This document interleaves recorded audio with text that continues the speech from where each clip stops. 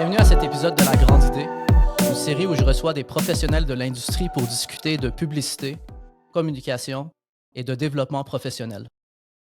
Certains ont peur des hauteurs, d'autres ont peur des insectes qui volent, puis il y a les personnes comme moi, pour qui jusqu'à très tard dans ma vie, a eu horreur de la prise de parole en public. En plus d'être introverti et d'avoir souffert du manque de confiance en soi, j'ai souvent eu peur de l'opinion des autres, du jugement des autres, même du simple regard des autres. L'idée de devoir m'exprimer devant des gens, de me faire juger, d'oublier ce que je veux dire, m'a souvent fait mal dormir la nuit. Puis en faisant mes recherches, en discutant avec les personnes autour de moi, j'ai vite réalisé que la peur de prendre la parole en public est beaucoup plus répandue qu'on le pense. Mais étant donné que c'est à la fois un art et une science qui peut être maîtrisée, je me suis dit que ce serait pertinent d'aborder le sujet, considérant que l'audience de ce podcast est souvent portée à faire des présentations, que ce soit à l'interne avec des cadres supérieurs, à l'externe pour un client, ou même dans un panel de discussion ou un événement public.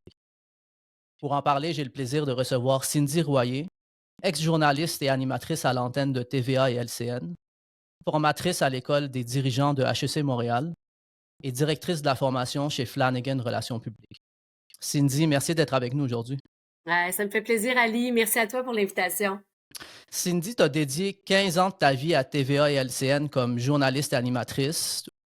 Ouais. Aujourd'hui, tu coaches des leaders en entreprise sur la prise de parole en public. Je suis curieux de savoir d'où vient cette passion pour le monde de la communication. Mais tu sais, moi, depuis que je suis tout petite, je regardais les lectrices de nouvelles, notamment Esther Bégin. Euh, et j'étais comme, oh my God, c'est ça que je veux faire. Tu sais, je les voyais toutes belles dans ma télé en contrôle, jaser, les Sophie Thibault, Anne-Marie Dussault, Céline Galipeau, à la radio, Marie-France Bazot, Christiane Charette.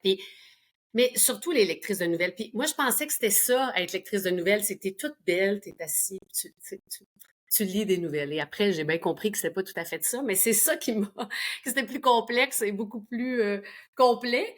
Mais c'est ça qui m'a donné le goût de faire ce métier-là. Et je savais pas exactement, tu sais, reporter, animatrice.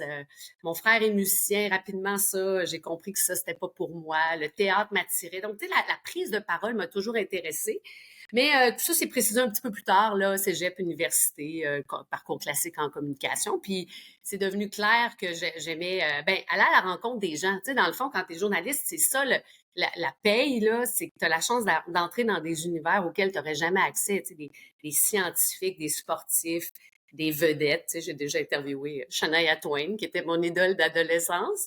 Tu sais, c'est que tu as accès à ces gens-là, puis tu n'aurais jamais la chance de leur parler sinon. Puis aujourd'hui, dans ce que je fais, ben c'est plutôt de voir briller mes clients dans des entrevues à la télé ou de les voir justement dans des panels de discussion, puis voir qu'on a travaillé ensemble les messages, la voix, les éléments non verbaux. Puis quand je les vois rayonner, là je suis vraiment fière, c'est vraiment gratifiant. Est-ce que ça a été un chemin fluide et facile pour toi, la communication, ou est-ce que tu as connu des embûches en cours de route? J'ai été chanceuse parce que je te dirais, moi, il n'y avait pas de plan B, là. Tu sais, c'était ça que j'allais faire. Fait que là, ben, rapidement, on m'a expliqué, OK, ben, tu fais des études en com, je suis allée faire ProMédia, école de radio-télé pour apprendre vraiment l'aspect pratique, faire un reportage, justement, placer la voix, la radio, la télé, les trucs et conseils qui me servent encore, d'ailleurs, 20 ans plus tard. Mais non, après ça, on m'a dit, tu commences dans les petites communautés francophones hors Québec. Donc, j'ai fait ça. Première radio communautaire à Penetanguishene, au nord de Toronto. Après ça, à Winnipeg, à Edmundston, au Nouveau-Brunswick. Puis, j'ai commencé dans les petites stations régionales de TVA, Rimouski, que j'ai adoré, où j'ai été pendant 4 ans, pour finalement, un peu comme dans la LNH, là, en 2011, recevoir l'appel des grands patrons de Montréal pour dire hey, on a une place qui se libère comme animatrice de bulletin de nouvelles la fin de semaine. Si ça tente, go, viens-t'en. Puis j'ai été un beau 10 ans à LCN où j'ai vraiment trippé. Est-ce que c'était ça l'ambition depuis le début, ou est-ce que tu as juste Ouais, pris l'opportunité parce que c'est passé? c'est sûr que moi, je suis le genre de fille, je pense, je suis ambitieuse. C'est-à-dire, moi, quand je fais quelque chose, je veux le faire au top. Fait que c'est sûr que, tu sais, j'aimais ça. J'étais très bien en région. Je suis une fille de région, là. Jusqu'à mes 17 ans, j'ai été à Saint-Fabien-de-Panet, dans Chaudière-Appalaches. Mes parents sont là, mes amis d'enfance sont encore là. Je suis une fille de bois, à quelque part, sais, toujours, là, mais j'aime la ville, j'aime l'action, j'aime aller au bout, puis j'aime, ouais, je pense que j'aime viser le top quand je fais quelque chose, tu sais, comme, fait que c'était clair pour moi que, ben oui, LCN, Montréal, travailler avec les Sophie Thibault, les Paul Larocque, Jean-François Guérin, avec qui finalement j'ai eu la chance de travailler pendant quelques années par la suite. Mais, tu sais, donc c'était clair pour moi que je visais Montréal et je l'ai dit d'ailleurs, tu sais, je l'ai toujours dit à mes employeurs que je visais, tu sais, de venir travailler à Montréal. Fait que j'étais chanceuse parce qu'à un moment donné, quand j'avais début trentaine, fin vingtaine, début trentaine, c'est arrivé. Donc, je suis vraiment privilégiée. Puis pour les personnes qui nous écoutent, qu'est-ce qu'ils vont apprendre aujourd'hui? Avec quoi ils vont repartir à la fin de cet épisode? Ben, moi, je dis toujours qu'il faut en faire. Faut se préparer à une prise de parole publique et savoir quoi préparer, ça, on va s'en reparler tantôt. Mais je dis aux gens aussi d'en faire, de s'essayer, de se réécouter, c'est super important. Puis, ben, j'espère que oui, mes trucs et conseils ou l'expertise acquise durant ces 15 ans-là au sein de TVA LCN. Tu sais, j'ai réalisé, Ali, probablement au moins 2500 entrevues à vie, là, en direct, parce que ça monte vite, à du 10-12 entrevues par jour à LCN. Donc, j'ai vu des gens qui se sont assis sur ma chaise d'invité qui étaient de très bons communicateurs. J'ai vu des moyens, j'ai vu des pas bons. Alors, je sais ce que ça prend. Je connais les caractéristiques d'un bon communicateur. Et en toute humilité, ben justement, j'ai fait à peu près 4 heures de TV par jour pendant plusieurs années. Donc, souvent, les gens me disent, mais comment tu fais pour être aussi naturel? Ça a l'air tellement facile pour toi. Ben, tu sais, c'est ça, je l'ai fait non-stop pendant plusieurs années. Et ben, tu sais, les bulletins de nouvelles à LCN, la fin de semaine, il y a une boucle qui rejoue, là, une espèce d'une cassette de 30 minutes. Donc, je me suis réécoutée aussi, je me suis revue. Et inévitablement, t'en viens à t'améliorer parce que tu t'en fais et tu te revois et t'en fais et tu te revois. Donc, c'est ça que je dis aux gens, c'est pratiquez-vous. On va en reparler tantôt, mais moi, c'est un peu ma méthode là, que j'ai développée, la méthode 3P. C'est-à-dire, il faut se préparer, performer et se perfectionner. Ben, j'ai vraiment hâte de sauter dans le vif du sujet. Ce qui est le plus intuitif pour moi, ce serait de commencer par peut-être la phase avant présentation Ouais. ou avant la prise de parole en public. Donc, si tu le permets, je vais d'un exemple. Comme ça va peut-être rejoindre un peu plus de personnes, surtout les personnes qui nous écoutent. Donc, disons que je suis directeur artistique, je suis en agence Mhm. de pub. Je travaille depuis 4 semaines là, sur une campagne pour McDo. J'ai mis beaucoup d'heures, beaucoup d'énergie, beaucoup de passion dans ma présentation. Puis dans quelques jours, je m'en vais présenter devant le VP marketing, le directeur de Mhm. marque, puis le directeur de création. Donc, évidemment, je suis très excité, mais à la fois, je suis nerveux. Ouais. Donc, comment est-ce que je me prépare? C'est quoi pour toi un bon rituel de préparation, là? Donc, le premier P. Préparer, donc c'est-à-dire savoir ce qu'on s'en vient faire, tu sais, savoir ce qu'on veut que les gens retiennent. On retient pas grand-chose hein, quand on écoute quelqu'un prendre la parole dans un panel, dans un podcast. Tu sais. Au terme de ce podcast-là, Ali, si je demande aux gens qu'est-ce qu'ils ont retenu, tu sais, 2, 3 affaires maximum. Alors, il faut avoir ça en tête avant d'aller faire notre prise de parole. Moi, je dis toujours aux gens de savoir comment ils vont commencer. Et là, ben, la structure de la prise de parole publique dépend des situations, évidemment, dépend de l'expérience de l'orateur aussi, du but qu'on souhaite accomplir, mais savoir comment on va commencer, ça, c'est fondamental. Là. Je vois des gens, des fois, qui n'ont pas leur première phrase de prête. Là. Puis, je dis première phrase, ça dépend des contextes, mais faut toujours savoir au moins comment on va commencer, avoir une bonne idée de ce qu'on va faire dans le milieu, entre les deux, et savoir comment on va finir aussi, ça, c'est fondamental pour moi. Tu sais, je donne souvent l'exemple quand on est reporter au TVA Nouvelles de 17 heures, là, avec Pierre Bruno. Je savais exactement comment j'allais commencer mon intervention. En plus, tu as 3 minutes, là, 2 minutes et demie.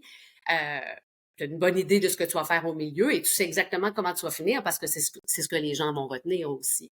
Alors, je pense que ça, c'est dans la préparation, il faut vraiment prendre le temps.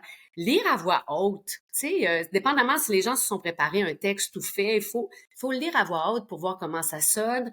Tu sais, le bon vieux truc du miroir, ça fonctionne aussi. Je le fais encore à l'occasion pour des trucs un peu plus, tu sais, dans lesquels je suis moins familière, là. OK, comment ça sonne, cette affaire-là? J'ai l'air de quoi? Tu sais, s'enregistrer, se réécouter.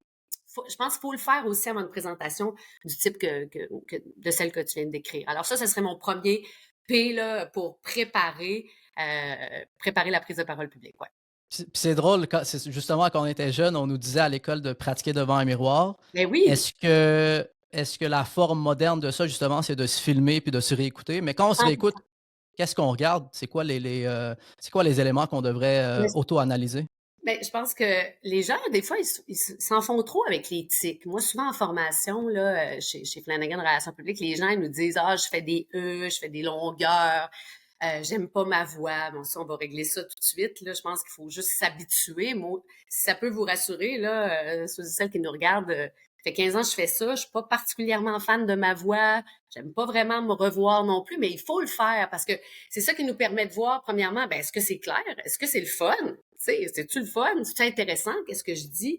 Et y a-tu moyen de le faire plus court? Parce que ça, c'est une des erreurs que les gens font aussi parfois. Ils en disent, ils veulent trop en dire. Ils veulent trop en dire trop longtemps. Alors, ben, on va s'en reparler un petit peu tantôt aussi, mais clarté, concision, c'est la clé aussi. C'est vrai qu'on s'auto-analyse parfois un peu trop. Moi, histoire personnelle, là, j'ai retardé le lancement de ce podcast de peut-être 1 an parce que j'aimais pas entendre ma propre voix. Mais j'imagine qu'on s'habitue. On s'habitue. Pourtant, tu as une très belle voix, Ali. Puis, tu sais, je pense que les gens sont durs envers eux-mêmes. Oh my God, je le vois tous les jours. Les gens sont durs. Et ils se voient, puis là, ils sont comment, mais tu sais, il faudrait que je refasse ça. Puis mais non, mais non.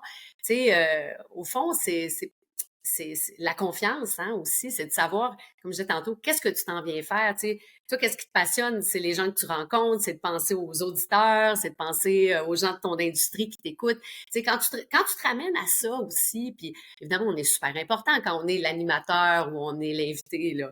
Mais quand on se ramène à ce qu'on vient amener à la table, là, je pense que ça aide aussi à réduire la pression. À quel point est-ce que tu dirais que c'est important de connaître son audience dans la phase de préparation? Fondamental, fondamental. Tu sais, c'est sûr qu'en nouvelles, c'est pas facile parce qu'on a de tout, tu sais, on a de toutes les générations, de tous les niveaux d'éducation. Il y a des gens qui connaissent le sujet dont on parle, il y a des gens qui ont aucune idée c'est quoi. Mais le bon vieux truc que j'ai appris à l'école qui était de, tu sais, explique-le comme tu l'expliqueras à ta mère. Moi, je pense que je le dis encore souvent à des clients parce que j'y crois, tu sais. Au fond, ça t'aide vraiment à ramener ça très, très simplement. Euh, Ouais, donc je pense que Ouais. ça, c'est Ça, important. je connecte particulièrement avec ça parce que moi, un des gros turn-off quand je vais à des conférences, c'est quand les présentateurs utilisent du jargon professionnel ou des acronymes à non plus finir juste Ah, pour imposer leur expertise, on dirait. Fait que ça, je pense, c'est un élément là, à ne pas faire. C'est quoi les grandes thématiques ou les grandes erreurs que tu vois se répéter le plus souvent quand tu fais du coaching? ben, tu sais, c'est ça, c'est les gens, parfois, je pense qu'ils veulent trop en dire. Euh, il faut s'en tenir à une idée, la développer, mais la développer le plus simplement possible. Et puis encore là, se mettre dans les souliers, tu sais, tu parlais de l'auditoire, il faut se mettre dans les souliers de l'auditoire. Tu sais, moi, si je suis à un panel de discussion, quand je suis à une conférence, écoute, je suis sur mon sel, ça se peut même que je fasse un Zoom en même temps, je vais rencontrer des gens, il y a du bruit. Tu sais, en nouvelles, nous, à LCN, les gens, ils font les toasts des enfants le matin. Je veux dire, tu sais, il faut penser à ça aussi. Donc, des fois, quand tu veux, tu as envie de partir d'une grande idée ou un grand, une, grand, une grande allocution complexe, là, faut que tu te ramènes, tu sais. Je pense que quand on fait ça, puis c'est ça l'art tu sais, je pense que les grands communicateurs, bon, on nomme toujours un peu les mêmes, mais les Barack Obama, c'est ça qu'ils savent faire, tu sais. Ramène ça à l'essentiel très, très simplement, très court, très concis. Cindy, souvent quand j'ai une émotion négative, j'essaie de l'utiliser à mon avantage, puis c'est particulièrement vrai pour une émotion comme, je sais pas moi, la colère, la frustration, la déception. Je te donne un exemple. Si je suis en colère envers une situation particulière, là, j'ai appris avec le temps de prendre cette colère-là, puis de la transformer en énergie pour changer la situation dans laquelle je vais être, puis de me retrouver dans un meilleur scénario éventuellement. Donc c'est comme si j'allais faire un transfert d'énergie, puis l'utiliser à mon avantage. Le stress, par contre, je trouve ça un peu plus difficile. On dirait que j'ai pas Ouais. trouvé ma façon. Comment tu gères le stress? Puis comment on peut l'utiliser à notre avantage? Le stress, c'est étroitement lié à notre état de préparation. Ça, là, je pense que quand on comprend ça, ça dédramatise de nombreuses situations. Euh, quand tu sais ce que tu t'en viens dire dans une prise de parole publique, quand tu connais l'impact que tu vas avoir sur les gens, quand tu sais exactement quel genre, qu'est-ce que tu veux qu'ils retiennent finalement, tu sais, qu'est-ce que tu veux qu'ils disent à la maison le soir en revenant là, à leur chum, leur blonde, là, à table de la journée ou de la conférence qu'ils ont vue de toi. Ça réduit le stress vraiment, vraiment, vraiment beaucoup. Puis, ben écoute, tu sais, je sais pas si c'est le bon moment d'en parler, là, mais dans, dans mes trucs de communication que je donne souvent aux gens, c'est un peu les 4-30 de la communication. Je sais pas si ça te disait quelque chose. Je sais qu'il y a les 3-30 qui existent aussi. Là. Il y a plein de variantes de cette technique-là. Là. Je te laisse nous en parler. Mais je sais plus, hélas, d'où ça vient exactement, mais je sais que si vous faites une petite recherche, hein, il y en a plein de versions qui existent sur Google, mais moi, celle que j'utilise, c'est les 430 de la com. Donc, ça m'aide vraiment ça à, ouais, à réduire le stress. C'est-à-dire, les 4-30 de la com, c'est quoi? 30 jours, quoi faire 30 jours avant une prise de parole publique, 30 heures avant, 30 minutes avant et 30 secondes. Donc, on commence par le 30 jours avant. Ben, tu sais, ça revient exactement à ce que tu disais tantôt, à quel point l'audience, faut y penser, là, Ali, mais déterminer l'objectif de notre prise de parole. Euh, Savoir qui est notre public cible, les sujets qu'on va établir, les messages qu'on va véhiculer. Tu sais, quand je dis 30 jours avant, tu sais, c'est long, là. Et c'est ça qui fait qu'on est moins stressé aussi quand on a le temps, tu sais, quand on le possède, tu sais, quand on dit connaître son sujet, tu sais, c'est un peu cliché, mais c'est ça. Fait que si ça fait un mois que tu as la chance d'être plongé dedans, que tu sais ce que tu veux venir dire, tu vas être bien moins stressé le jour de la livraison. Ça, c'est pour le 30 jours avant. Le 30 heures avant, ben là, les détails, la logistique, le script. J'ai vu des gens dans des panels en train encore de gribouiller là, la journée même, 5 minutes avant d'aller sur le stage. C'est pas grave, là, je vous juge pas, by the way. Je l'ai déjà fait moi aussi, là.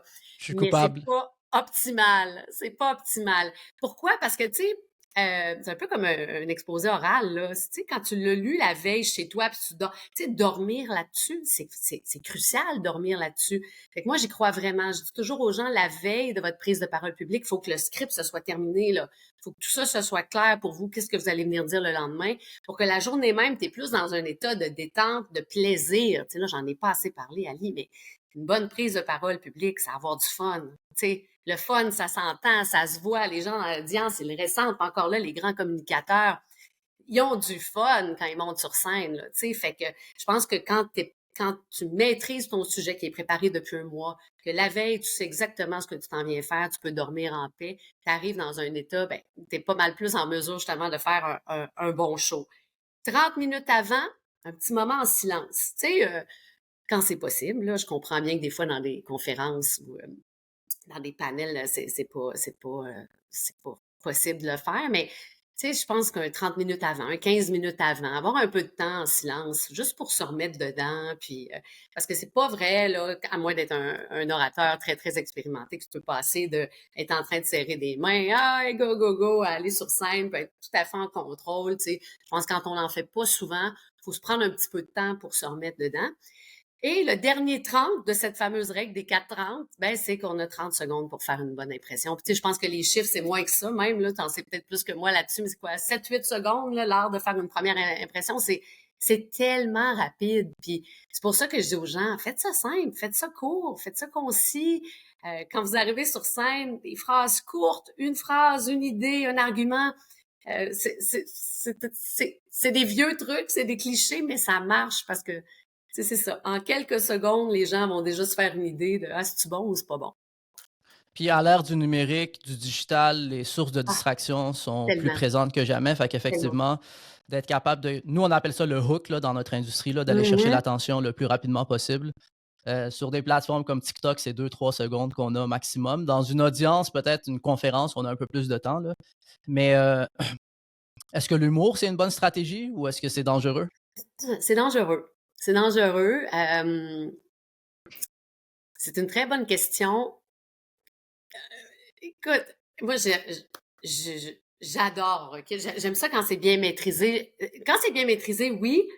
Ça prend un peu de pratique. Testez-le peut-être avant avec des gens, ben, pas nécessairement votre entourage, parce que c'est pas toujours des bons guides, là. Les autres vont vous trouver bon et drôle. Mais testez-le avec quelqu'un un petit peu plus éloigné de vous. Puis vous m'appellerez pour me le dire, vous m'écrirez, me dire comment ça s'est passé. C'est délicat, c'est délicat.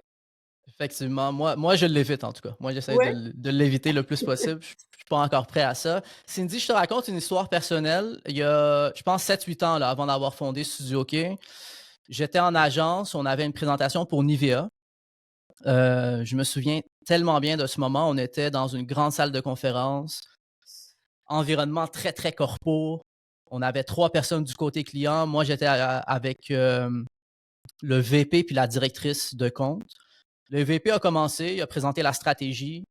La directrice de compte a embarqué. Puis là, je voyais les slides avancer. Puis je savais que mon tour arrivait. Puis Mmh. là, mon cœur a commencé à pomper. Là, je sentais qu'elle allait Ouais, sortir de mon chest. ouais. J'ai perdu mon souffle pendant les premières secondes. On dirait que Mmh. j'avais couru là, un demi-marathon. Là. Est-ce que ça t'est déjà arrivé avant d'entrer en onde? Oui, Puis est-ce qu'il y a un moyen de truquer? Parce que ça, c'est psychologique, j'imagine. Là. Y oui. a-t-il un moyen de truquer notre corps ou ça vient juste avec le temps? Ça m'est arrivé dans des sujets que je comprenais vraiment pas. Puis, tu sais, et en début de carrière surtout. Parce qu'avec l'expérience, à un moment donné, tu réalises que c'est pas très grave. Puis, tu sais, peut-être que l'avantage de la télé en continu aussi, c'est que ça m'a beaucoup, des nouvelles en continu, ça m'a beaucoup musclé parce que, on va se le dire, là, c'est un muscle aussi, là, la prise de parole, là. Quand tu l'exerces pas souvent, c'est sûr que tu es plus nerveux que quand tu es assis 4 heures par jour, comme moi, du lundi au vendredi. J'étais à l'époque en direct pendant 4 heures. Donc, oui, ça m'est déjà arrivé. C'est tout à fait normal, by the way. Hein. Puis ça aussi, souvent, les clients chez Flanagan, ils m'en parlent là, comme j'ai le cœur qui pompe, je veux plus être stressée, je veux plus être rouge, qu'est-ce que je fais? Il y a pas ça, il y a comment je dirais, c'est naturel et c'est normal. Ce qu'on peut faire, c'est le maîtriser, puis savoir peut-être comment l'éviter le plus possible, le limiter le plus possible. Et ça revient à ce qu'on disait. Est-ce que tu avais pratiqué, puis là, je te pose la question, mais est-ce que tu avais pratiqué à voix haute ton pitch? Est-ce que tu t'étais enregistré, regardé, peut-être en parler avec quelques confrères, consoeurs? Tu sais, je pense que ça, Probablement pas. ben, Probablement pas. tu Hein? sais, puis moi, j'y crois beaucoup à ça parce que je pense que c'est vraiment une façon de faire que la journée, le jour J, tu te sens absolument en confiance, pas en contrôle. Parce que c'est ça, au fond, hein, qu'on fait. On explique aux gens les trucs et conseils dans nos ateliers quoi faire pour être en confiance ce jour-là. C'est juste une question de confiance. Hein? Fait que, tu sais, donc, est-ce que ça s'évite quand quand tu l'as pratiqué à voix haute, quand tu t'es filmé, tu t'es réécouté, respirer, là, les bons vieux trucs que vous pouvez trouver un petit peu en ligne. Il y a plusieurs méthodes qui existent, chacun a la sienne. Mais tu sais, même moi, c'est drôle, je m'en rends compte encore quand on enregistre des simulations radio-télé avec nos clients dans la formation porte-parole crédible et efficace, par exemple. Je m'en rends compte, je prends encore une grande respiration avant le faux bulletin de nouvelles pour faire les fausses entrevues avec les clients. Je le fais encore. Tu sais, je prends une bonne respiration par le nez. Et l'autre fois, ça m'a surpris, parce que j'ai fait comme, oh my God, je le fais encore, tu sais, j'avais pas réalisé. Mais oui, c'est sûr que ça change tout aussi.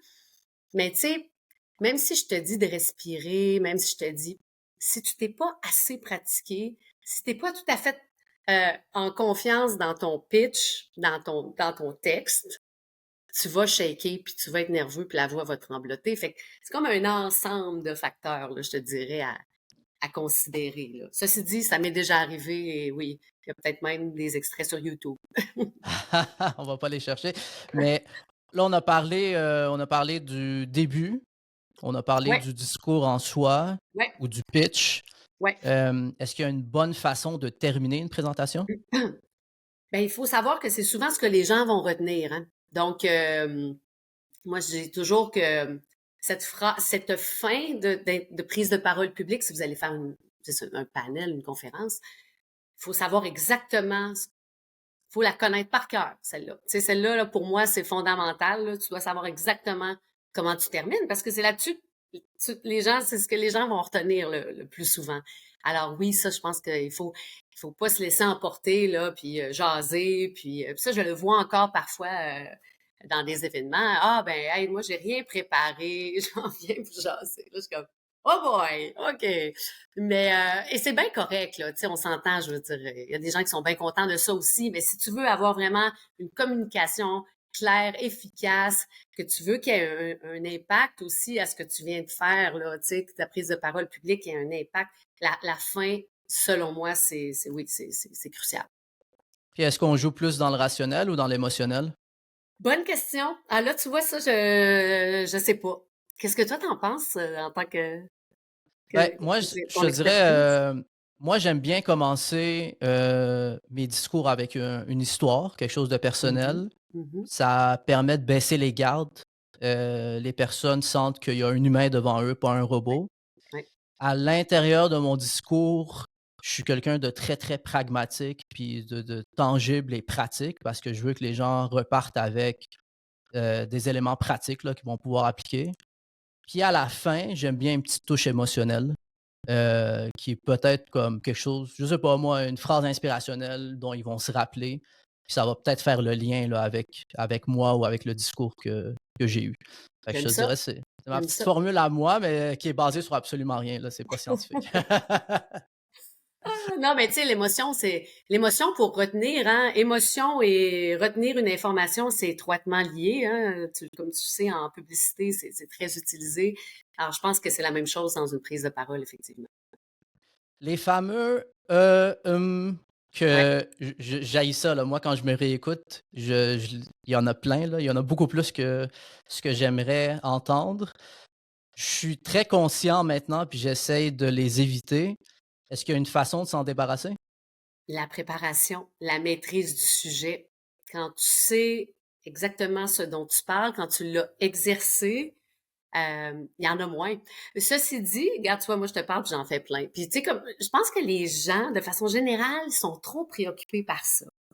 Euh, moi, j'en ai fait beaucoup des, tu sais, j'étais un peu traînante parfois dans mes interventions. Et aussi, ben ça, c'est le défaut des qualités, c'est-à-dire moi, j'ai été en ondes pendant, j'ai fait de la télé en continu là, donc des fois, tu te fais dire dans l'oreille, hey fille, on vient de perdre l'hélico, fais du temps. Étire. Donc là, ben, tu sais, moi, je peux étirer, là. Moi, je peux te faire ça en 10 secondes. Si on s'en va à la pause, puis c'est tout le temps qui reste pour annoncer la nouvelle de dernière heure. Ben, je peux te faire ça en 2 minutes si c'est ce qu'il faut aussi, là. Donc, je pense que, ceci dit, si on le ramène dans un contexte de prise de parole publique, les gens s'en font trop avec ça. Quand on est préparé, quand on connaît notre sujet, on en fait moins. Naturellement, on en fait moins. Les pauses. Est-ce qu'il y a un moment stratégique pour insérer des pauses? Une pause va inciter l'auditoire à tendre l'oreille, à écouter. Je suis sûre, je le fais là naturellement, puis c'est naturel. Là. Quand il y a une pause, on a envie d'écouter. Alors, les pauses sont vraiment importantes dans la préparation de notre prise de parole publique.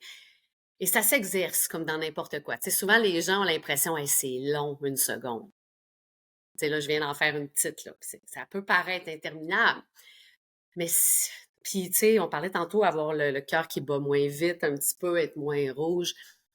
Quand on respire puis qu'on fait des pauses, ça aide aussi, là. Donc, oui, exercez-le. Tu sais, moi, c'est ce que je dis aux gens aussi souvent. Exercez-le. Tu sais, une prise de parole publique, en fait, là, plus souvent on en fait, mieux on performe. Puis, tu sais, j'entendais une journaliste américaine récemment dans un message sur Instagram dire, elle était interviewée justement sur l'art de parler en public, puis elle disait, tu sais, c'est la fête d'un ami, levez votre verre, portez un toast, faites un petit speech, faites-le filmer, réécoutez-vous. J'ai trouvé ça fabuleux. Je trouve que ils sont là toutes nos opportunités de pratique parce qu'au fond, c'est ça aussi, hein, c'est de saisir toutes les opportunités qu'on a pour s'améliorer comme orateur.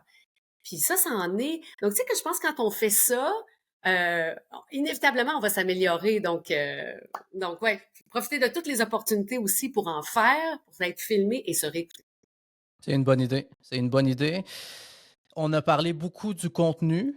Oui. Avant de passer au contenant, Mhm. est-ce qu'il y a d'autres éléments là, auxquels on doit Oui. penser? Ben, écoute, brièvement, tu sais, parce que je te disais tout le temps, je te disais depuis tantôt ma technique des 3 P, donc préparer, on en a parlé. Performer, ben, on l'évoquait un petit peu avec le panel de discussion, puis je trouve ça important d'en parler un peu du panel parce que j'en vois beaucoup dans les événements en ville, là, tu sais, je pense que toi aussi. Peut-être une chose à considérer si vous êtes invité sur un panel de discussion, chronométrez-vous et faites l'exercice parce qu'évidemment, quand vous êtes sélectionné pour être sur un panel, ben là, on va stager ça avec les organisateurs, vous avez votre portion. Mais je pense que les gens, parfois, ils font beaucoup plus long que ce qu'ils avaient en tête au départ. Donc, je dis aux gens de l'exercer, un peu comme ce qu'on se dit depuis le début, mais de l'exercer, de se chronométrer parce que, tu sais, dépasser une certaine longueur, là, pour l'auditoire, justement, ça devient un peu traînant. Voyez là où vous pouvez être plus concis, efficace, puis les gens aussi oublient parfois de donner des exemples sur ce qu'ils font. Puis ça, je pense que c'est un aspect important de l'impact dans la communication. L'exemplification, donner des exemples de ce que vous faites. Si vous êtes sur un panel, vous me parlez des chiffres ou vous me parlez de ce que vous avez accompli. Eh bien, je comprends la confidentialité des enjeux de confidentialité avec les clients, tout ça, mais avec tel type de client, on a accompli telle affaire dans telle industrie. Donnez-moi, faites-moi le voir. Tu sais, je pense que parfois, les gens sont là, puis ils nous parlent de ce qu'ils font, mais ils me donnent pas d'exemple. Alors, les exemples, là, c'est très, très important aussi dans le contexte de prise de parole pour... Puis ça, ben, ça, c'est probablement un peu mon vieux réflexe de journaliste. C'est sûr, comme journaliste, je demande toujours d'avoir des exemples. Tu sais, si tu viens chez nous pour me dire qu'est-ce que tu fais ça, genre, ah oui, ben, comment tu fais ça? Donc, les prévoir aussi. Mais ça, c'était une chose dont je voulais parler. Fait que ça, c'était pour le performer. Puis peut-être un petit mot, ben, je l'ai bien dit tantôt, le perfectionnez-vous, mais c'est c'est la seule façon d'évoluer, d'apprendre. Comment tu trouves quand tu te réécoutes puis ou quand tu te revois, Ali? Est-ce que tu t'es désensibilisé un petit peu à ton image maintenant? Oui, ben, beaucoup, en fait. Je j'haïs encore ça. J'aime pas ça me réécouter. Je réécoute tous mes podcasts Bravo. sur la route. Ouais. Heu, Puis l'objectif de ça, évidemment, là, c'est de voir si j'ai des tics, si, j'ai des hésitations, si, j'avais pas bien maîtrisé quoi que ce soit, puis de voir qu'est-ce que je peux faire de mieux dans le prochain. Mais c'est encore un exercice douloureux pour moi, mais je le fais quand même. Je le fais quand même parce que, ben, l'amélioration passe par ce processus un peu douloureux de toute façon. Absolument, absolument. Je suis bien d'accord. La formatrice en moi est fière de toi, Ali. Merci, merci. Puis, fait que perfectionner, c'est de nous réécouter. Moi, Écoutez, d'ailleurs, oui, j'ai entendu, je sais pas c'est qui disait ça, il disait: «Filmez-vous, écoutez juste la voix, puis ouais, ensuite de se réécouter, mais mettez-le sur mute, puis regardez juste la gestuelle». Puis c'est peut-être le pont parfait pour justement parler du contenant, là, tu sais, de notre apparence, de la gestuelle, du non, tu sais, tout le non-verbal, là. À quoi on doit penser dans le non-verbal? tellement. Puis tu sais, j'aimerais tellement te dire que le contenant, c'est pas important, puis le look ou les éléments non verbaux, mais malheureusement, il faut y penser. Puis ça dépasse vraiment le look ou ce qu'on porte. Euh, c'est une question de confiance. Et ça se voit. Ça s'entend. La confiance de l'orateur. Alors, oui, tu sais, je pense qu'il y a des choses à retenir de l'exemple que tu viens de donner. Puis j'aime beaucoup l'idée de se regarder sur mute. Puis, tu sais, à LCN ou à RDI, souvent, si tu vas au Tim Hortons ou chez ton boucher, la télé va être allumée, puis tu vas être sur mute. Ah, tu sais, c'est important parce que moi, justement, tu sais, je gesticule beaucoup, mais il parle, ce corps-là, là. Tu sais, ce que tu fais avec tes mains, ton sourire, quand ton invité est pas content, puis que toi, tu es là en train de faire ça. Tu sais, il faut y penser à ça parce que dans ce contexte-là, c'est important, mais c'est important aussi dans une prise de parole, là.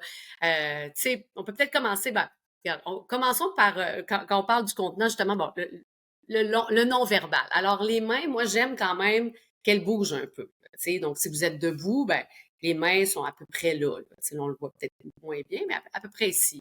Pas dans les poches, pas pendant de chaque côté. La main peut être dans la poche à un certain moment pour expliquer quelque chose, mais il faut que ça bouge un petit peu à un moment donné aussi.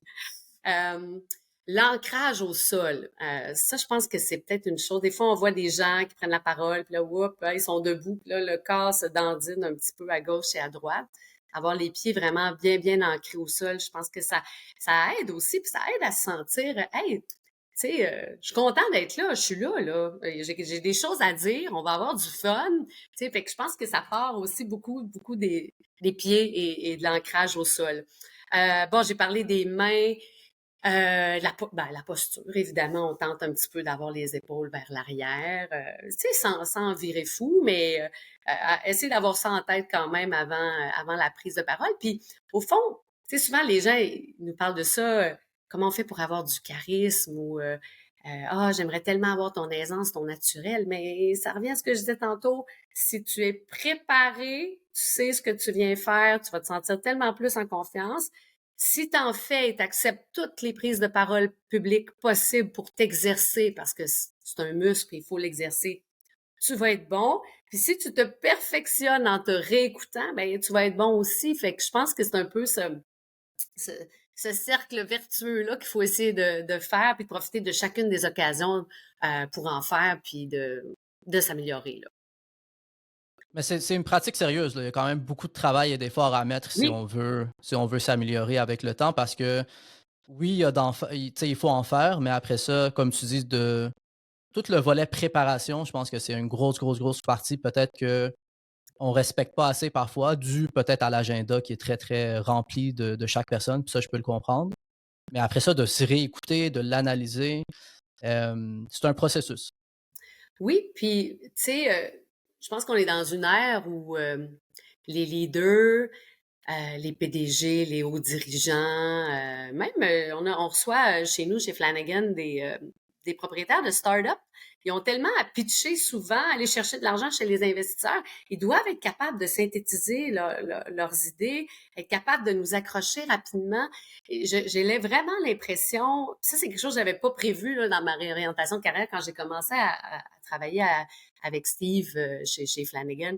C'est à quel point la communication aujourd'hui, c'est pour un leader, c'est pas un nice to have, c'est un must have. Ils doivent être des top communicateurs, ils doivent être capables de prendre la parole, de mobiliser, de faire passer leurs idées, de générer l'adhésion justement de créer l'adhésion de nouvelles idées.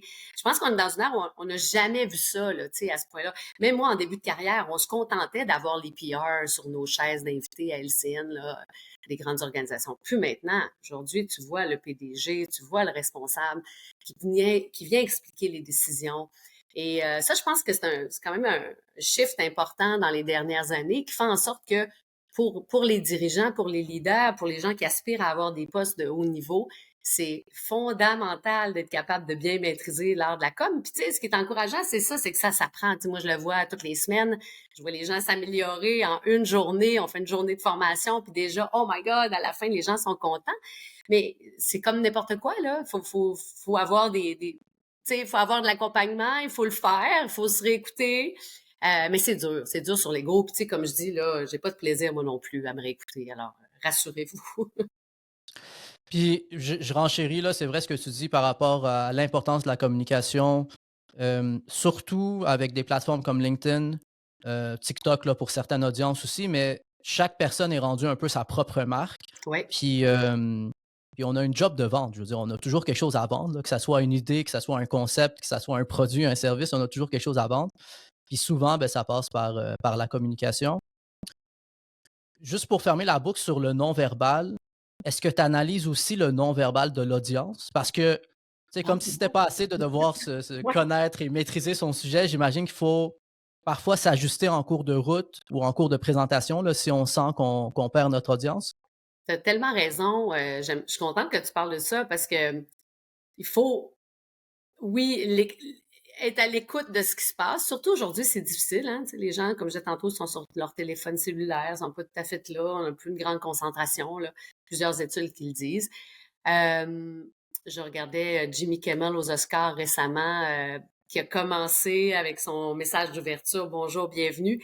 Et il a dit merci pour la demi-ovation debout, parce qu'il y avait comme juste la moitié de la salle qui s'était levée, l'autre moitié s'était pas levée. Ça, c'est de l'écoute. Ça, c'est être vraiment comme, oh my God, c'est une des plus grandes soirées mondiales de télévision. Évidemment, il y a énormément d'expérience, mais j'ai trouvé ça fantastique parce que je me suis dit, oh my God, il est vraiment à l'écoute.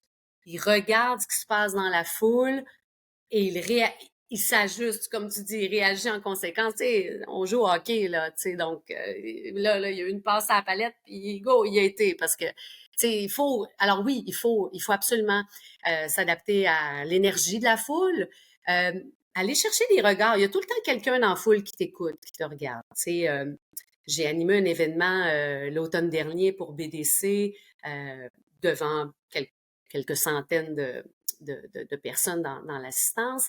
Et évidemment, il y a des gens qui m'écoutaient pas, des gens qui réseautaient, puis c'est bien correct, là, c'est fait pour ça aussi, mais il y en a d'autres qui m'écoutaient. Alors là, ben, tu vas les chercher. Tu dis, OK, ben, lui, c'est bon, avec elle, OK. Alors, tu te promènes un peu dans la salle, mais oui, il faut aller chercher, aller se nourrir de ça, absolument. De plus en plus, on a des réunions qui se font de manière virtuelle, un peu comme cet entretien. Ouais. Est-ce qu'il y a des trucs ou des astuces qui sont propres à l'environnement virtuel? Je pense que les règles sont les mêmes, mais la concision, la clarté, probablement encore plus importante. De par le fait on n'a pas l'énergie en personne, là, tu sais, on l'a, on l'a pas, là, cette vibe-là qui passe entre deux humains, là. Alors, être court, euh, et tenter d'être le plus clair possible, je pense que c'est encore plus important.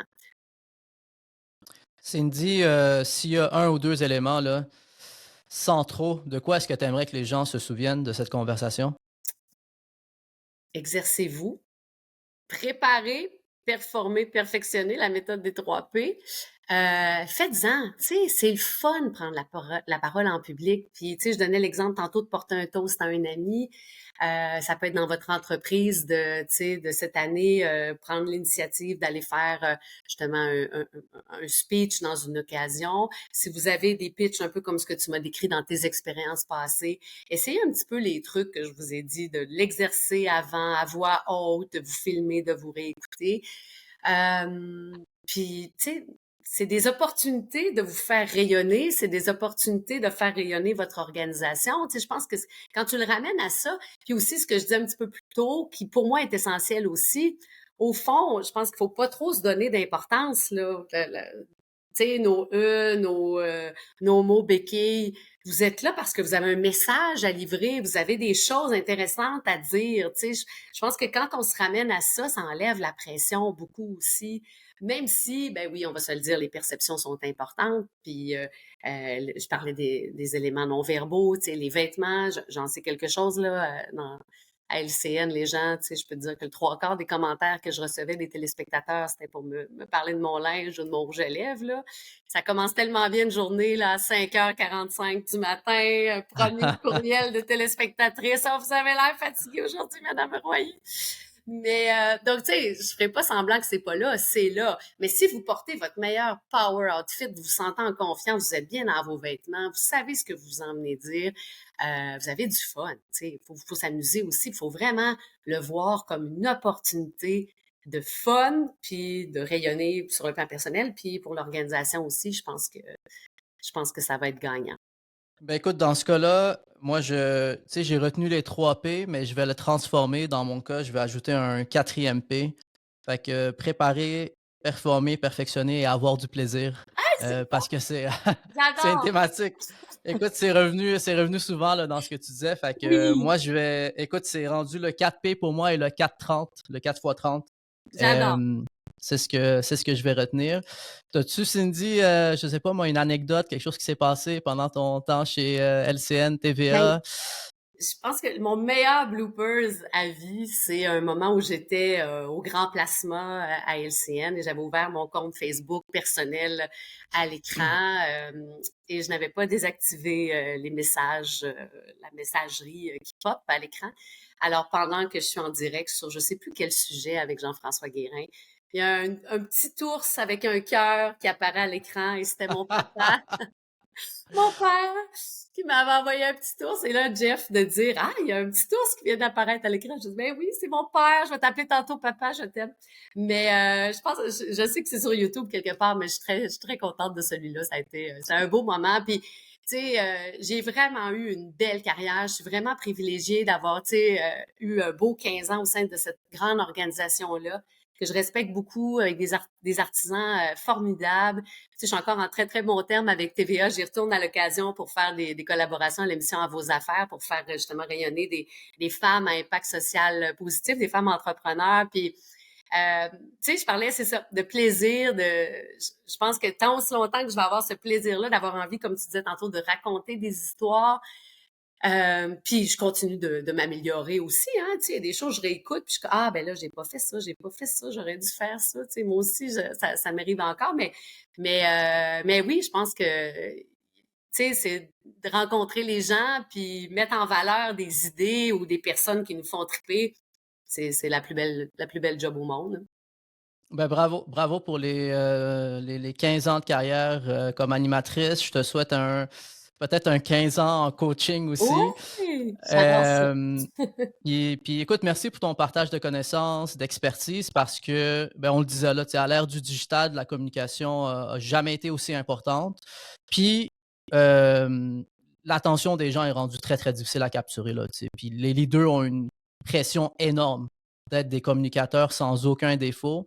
Fait que je suis certain que les trucs que tu nous as partagés aujourd'hui vont nous permettre d'améliorer nos performances, d'augmenter notre force de persuasion et d'avoir du plaisir. Ça a été un plaisir, Ali, d'être avec toi aujourd'hui.